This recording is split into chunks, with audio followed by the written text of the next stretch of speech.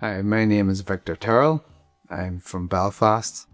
Well, grew up in Warrenpoint, but I've been in Belfast most of my life now. Almost 30 years. I am into my music. I've been writing my own songs for exactly 30 years this year. When I was 15 years old, and my 13-year-old friend, who was quite talented for such an early age at guitar, suggested I pick up my acoustic belonging to my uncle that was in my house. And of course I doubted myself at the time and said I couldn't do that. And then, long story short, I was very lucky because I had my own teacher every day because he was my best friend. He taught me all the basic chords in a year and a half. And then I wrote my first song when I was 17. And the rest wrote itself 30 years later. My main inspirations from the start, especially even the first decade or more, would have been a lot of the Seattle singers when it comes to singing.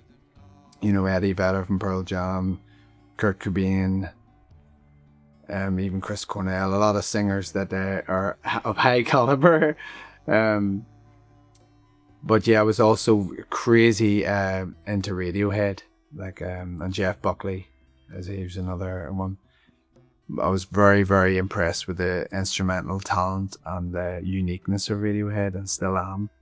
These days, I find as you know yourself, your appetite for music over the years broadens and expands and widens, where you just can't pigeonhole or narrow down.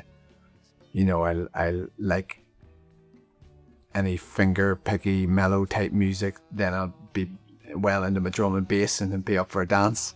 So my influences are all over the place these days. I'm very much into kirtan, the ancient practice of kirtan, where you sing a lot of Sanskrit and you chant. Me and my wife do it, so that's another thing I've been hugely into the past decade.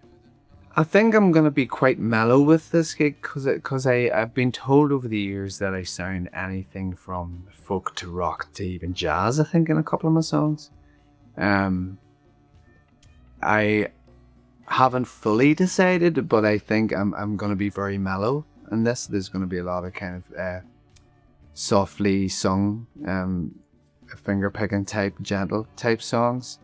A lot of the lyrics, my lyrics had a lot more depth than I give myself credit for, even from the start. But I think particularly since 2005, when I completed my bioenergy healing practitioner's course that I'm now practicing the past couple of decades, my lyrics changed in a huge amount. You know, I was aiming for positive change. I was aiming to try and help us all realize we're more than who we've been led to believe we are by the mainstream society. So that's tends to be my general message of trying to teach us all to embrace the moment and to allow themselves to know they're more who they are, and aim for evolvement, you know, self-awareness, that kind of thing. So that would be my main aim, I think, in a lot of my lyrics. They're quite worldly from that point of view. Not worldly as in traveling, but worldly of experiencing existence, so to speak. When I went through a good 6 years of chronic pain, I was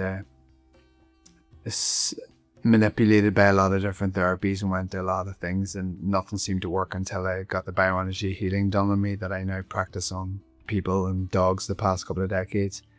And it helped me a huge amount. But the main thing that kept me pain-free, the main time I was pain-free, was when I was playing my songs on stage. When nothing else worked, when all the painkillers didn't work. And it really helped me survive.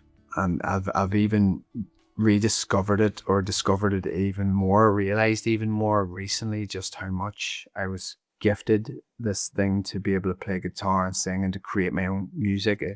As an old friend said to me years ago, it's like when you're watching a singer-songwriter perform their stuff, it's like you're getting to listen to their personal diary about their lives. And I've often remembered him saying that. I've never forgotten. I lived with this friend in 2006, and it's still stuck to my head when he said that, because I couldn't agree more. So yeah, it is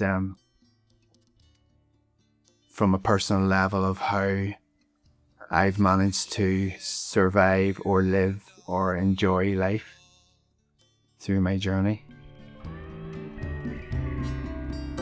Stopping me in my tracks.